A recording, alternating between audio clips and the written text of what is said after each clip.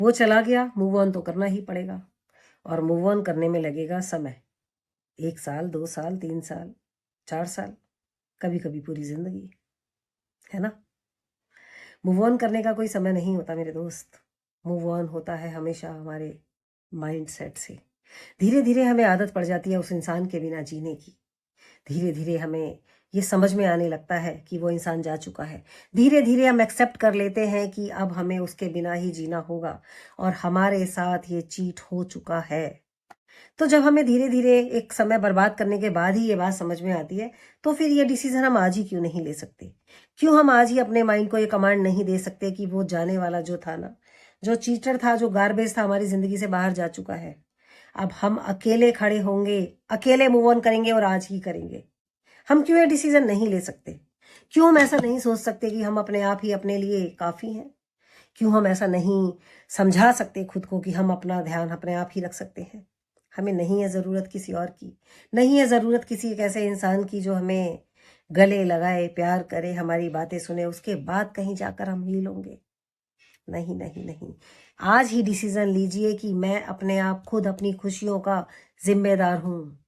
जिंदगी आपकी है, हमें खुश रखने का हक भी हमारा ही होना चाहिए, है ना। आज ही ये प्रण लीजिए कि जो हुआ सो हुआ।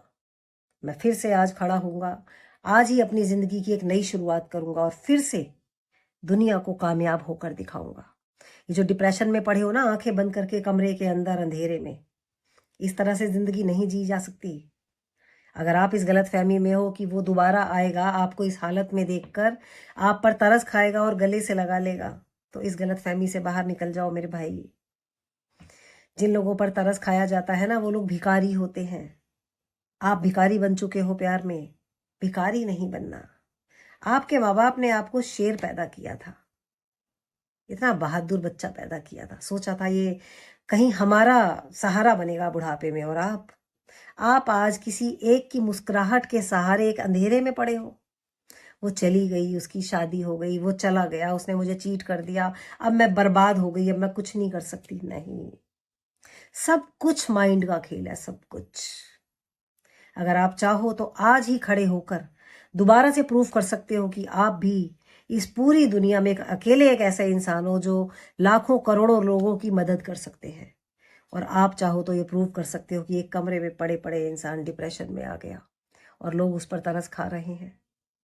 डिसीजन आपका है, क्योंकि जिंदगी आपकी है।